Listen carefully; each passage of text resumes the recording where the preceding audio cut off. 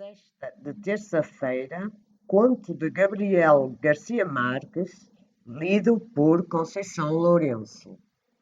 O comboio saiu do trepidante corredor de rochas vermelhas, penetrou nas plantações das bananeiras, simétricas e intermináveis, e o ar tornou-se úmido e não se voltou a sentir a brisa do mar. Uma fumarada sufocante entrou pela janela da carruagem.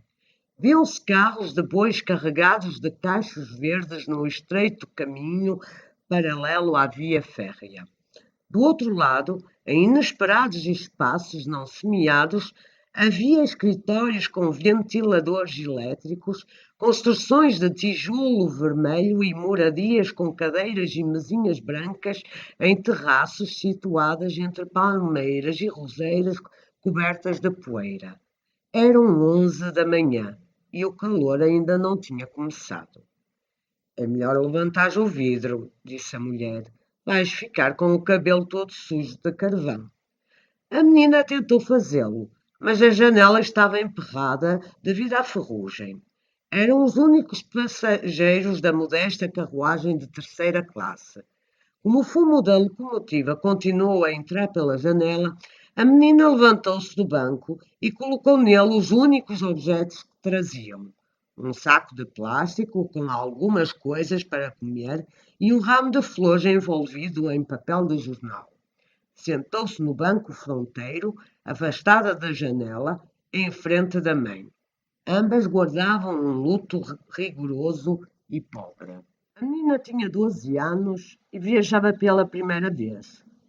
A mulher parecia velha demais para ser mãe dela, por causa das veias azuis das pálpebras e do corpo pequeno, franzino e sem formas, metido num vestido talhado como uma sotaina. Viajava com a coluna vertebral firmemente apoiada nas costas do assento, segurando no regaço, com ambas as mãos, uma bolsa de verniz sem brilho.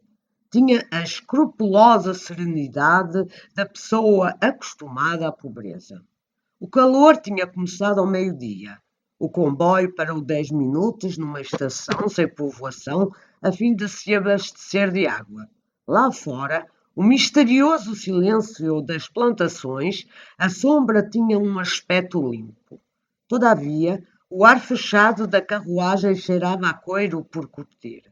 O comboio não tornou a acelerar. A menina descalçou os sapatos e depois foi aos sanitários deitar a água no ramo das flores mortas.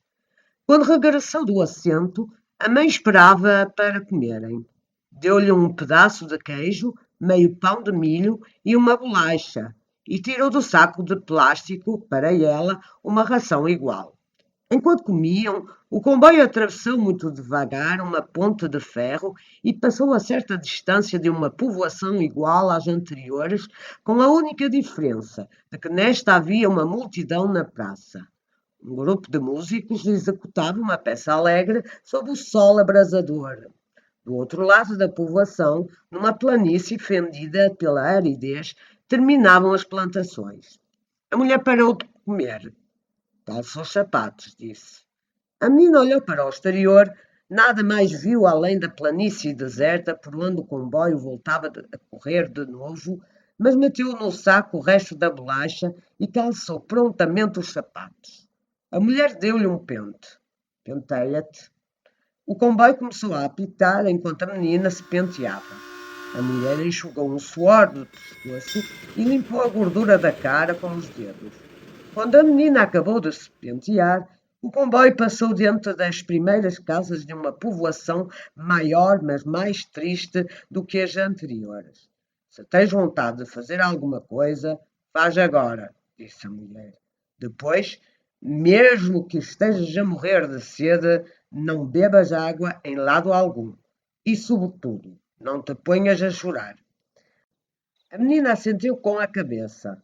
Entrava pela janela um vento ardente e seco, misturado com o apitar da locomotiva e o estrépido das velhas carruagens. A mulher enrolou o saco com os restos dos alimentos e meteu-o na bolsa. Por instantes, a imagem de toda a povoação surgiu resplandecente na janela, naquela luminosa terça-feira de agosto. A menina enrolou as flores nas folhas de papel de jornal molhadas, afastou-se um pouco mais da janela e olhou para a mãe fixamente. Esta retribuiu-lhe o olhar com uma expressão tranquila. O comboio apitou e reduziu a marcha. Imobilizou-se momentos depois. Não havia ninguém na estação. Do outro lado da rua, no passeio sombreado pelas amendoeiras, somente estava aberto o salão de bilhar. A povoação flutuava no calor. A mulher e a menina desceram do comboio, atravessaram a estação abandonada, cujos ladrilhos começavam a rachar devido à pressão da erva, e cruzaram a rua até o passeio à sombra. Eram quase 2 horas. Àquela hora, oprimida pela sonolência, a povoação dormia a sesta. Os armazéns, as repartições públicas, a escola municipal encerravam a partir das 11 e não tornavam a abrir senão um pouco antes das 4, quando passava o comboio no sentido oposto. Apenas se mantinham abertos o hotel situado em frente à estação, o seu restaurante e o seu salão de bilhar e o escritório do telégrafo num canto da praça. As casas, construídas na sua maioria segundo o modelo da Companhia Bananeira, tinham as portas fechadas por dentro e as persianas descidas. Fazia tanto calor em algumas delas que os moradores almoçavam no pátio. Outros levavam um assento para a sombra das amendoeiras e faziam a sesta sentados em plena rua. Procurando sempre a sombra das amendoeiras, a mulher e a menina entraram na povoação sem perturbar a sesta. Dirigiram-se diretamente à sede paroquial.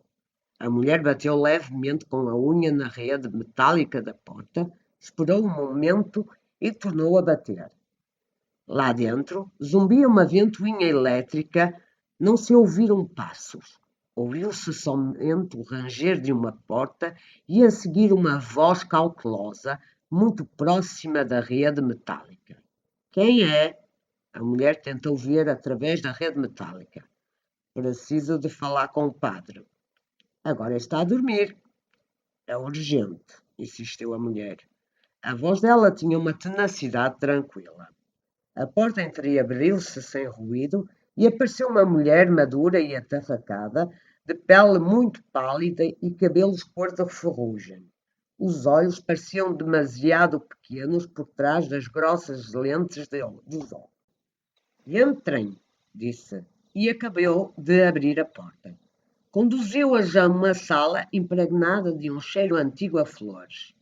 A mulher da casa levou-as até um banco de espaldar e fez-lhes sinal para se sentarem.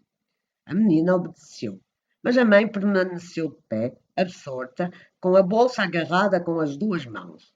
Não se distinguia qualquer ruído por detrás do som da ventoinha elétrica.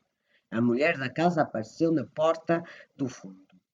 Ele diz que voltem depois das 3, disse em voz muito baixa. Deitou-se há 5 minutos. O comboio parte às 3h30, disse a mulher. Foi uma réplica breve e segura, mas a voz dela continuava a ser tranquila, rica em inflexões. A mulher da casa sorriu pela primeira vez. Está bem, disse. Quando a porta do fundo tornou a fechar-se, a mulher sentou-se ao lado da filha. A estreita sala de espera era pobre, arrumada e limpa. Do outro lado de uma balustrada que dividia a sala, havia uma mesa de trabalho muito simples, com uma toalha de oleado e em cima da mesa uma velha máquina de escrever junto de uma jarra com flores. Por trás estavam os arquivos paroquiais.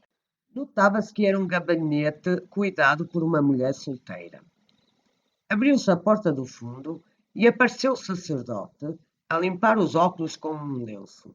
Só quando os pôs, se tornou evidente que ele era irmão da mulher que tinha aberto a porta. Que deseja? Perguntou. As chaves do cemitério, disse a mulher.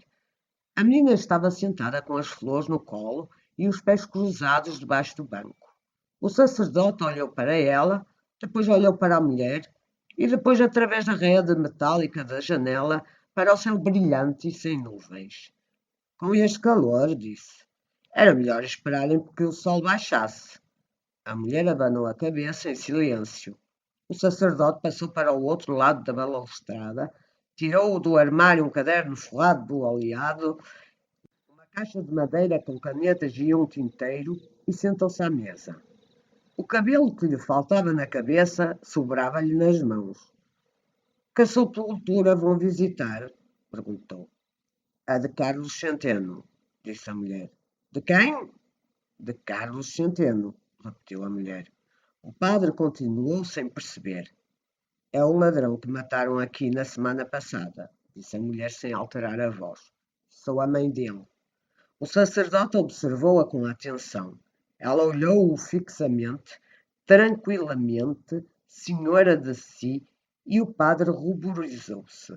Inclinou a cabeça para escrever. À medida que preenchia a folha, pedia à mulher elementos de identificação, e ela respondia sem hesitações, com pormenores precisos, como se estivesse a ler. O padre começou a suar. A menina desapertou a presilha do sapato esquerdo, descalçou o calcanhar e apoiou-o no contraforte. Fez o mesmo com o direito. Tudo tinha principiado na segunda-feira da semana anterior, às 3 da madrugada, e a poucos quarteirões dali. A senhora Rebeca, uma viúva solitária, que vivia numa casa cheia de trastes velhos, apercebeu-se, apesar do ligeiro ruído da chuva, de que alguém tentava forçar a porta da rua. Levantou-se, foi às apalpadelas procurar no guarda-vestidos um revólver arcaico que ninguém tinha disparado desde os tempos do coronel Aureliano Buendia e caminhou-se para a sala sem acender as luzes, orientando-se menos pelo ruído da fechadura do que por um terror desenvolvido dentro dela por 28 anos de solidão, localizou na imaginação não só o sítio onde estava a porta, mas ainda a altura exata da fechadura. Segurou a arma com as duas mãos, fechou os olhos e premiu o gatilho. Era a primeira vez na sua vida que disparava um revólver. Logo a seguir à detonação, nada mais ouviu senão o murmúrio do chuvisco no telhado de zinco. Depois escutou o som de um objeto metálico caindo no passeio do cimento e uma voz muito baixa e tranquila, mas muitíssimo cansada. Ai, minha mãe! O homem que amanheceu morto dentro da casa, com o nariz despedaçado, vestia uma camisa às riscas coloridas, umas calças ordinárias com uma corda a fazer de cinto e estava descalço. Ninguém o conhecia na povoação. Com que então chamava-se Carlos Centeno? Murmurou o padre quando acabou de escrever. Centeno Ayala, disse a mulher. Era o único varão. O sacerdote acercou-se de novo do armário. Penduradas num prego no interior da porta, achavam-se duas chaves grandes e enferrujadas, como imaginava a menina e como imaginava a mãe quando era menina, e como deve ter imaginado alguma vez o próprio sacerdote que seriam as chaves de São Pedro.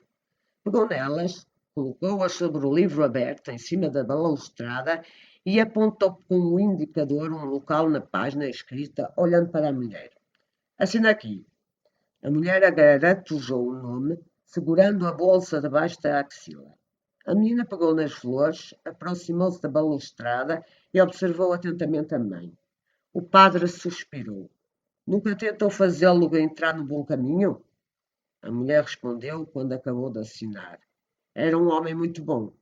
O sacerdote olhou atentamente para a mulher e para a menina e verificou com uma espécie de piedosa estupefação que não estavam prestes a chorar. A mulher continuou sem se alterar. Eu dizia-lhe que nunca roubasse nada que fizesse falta a alguém para comer, e ele dava-me ouvidos. Em contrapartida, antes, quando jogava boxe, passava às vezes 3 dias na cama prostrado pelos socos. Teve de arrancar os dentes todos, interveio a menina. É verdade, confirmou a mãe. Cada bocado que eu comia nesse tempo tinha o gosto das bordoadas que davam ao meu filho nos sábados à noite. A vontade de Deus é inescrutável, disse o padre. Falou, porém, sem muita convicção, em parte porque a experiência o tornara um pouco cético, em parte por causa do calor. Recomendou-lhes que protegessem a cabeça para evitar alguma insolação. Indicou-lhes, bocejando e quase a dormir, o que deviam fazer para encontrar a sepultura de Carlos Centeno. No regresso, não era preciso baterem à porta. Deviam meter a chave por baixo da porta e deixarem também ali, se tivessem, uma esmola para a igreja. A mulher ouviu as explicações com muita atenção, mas agradeceu sem sorrir.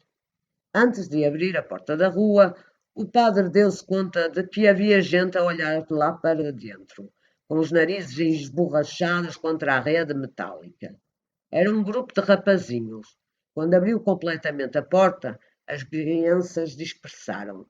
Habitualmente não havia ninguém na rua àquela hora. Naquele momento não estavam ali só crianças. Havia grupos debaixo das amendoeiras. O padre examinou a rua distorcida pela reverberação e então compreendeu. Voltou a fechar suavemente a porta. Esperem um minuto, disse, sem olhar para a mulher. A irmã apareceu na porta do fundo, com um casaco preto por cima da camisa de dormir e o cabelo solto sobre os ombros. Fitou o padre em silêncio. Que foi? Perguntou ele. As pessoas perceberam, murmurou a irmã. É melhor saírem pela porta do pátio, disse o padre. É a mesma coisa, volveu a irmã. Está toda a gente à janela. A mulher parecia até então não ter compreendido. Espreitou a rua através da rede metálica. Depois tirou o ramo de flores à menina e começou a encaminhar-se para a porta. A menina seguiu-a. Esperem até o sol estar mais baixo, disse o padre. Vão ficar derretidas, disse a irmã, imóvel no fundo da sala. Esperem que eu empreste-lhes uma sombrinha. Obrigada, replicou a mulher. Vamos bem assim. Pegou na mão da menina e saiu para a rua. Simétricas e intermináveis, e o ar tornou-se úmido e não se voltou a sentir a brisa do mar.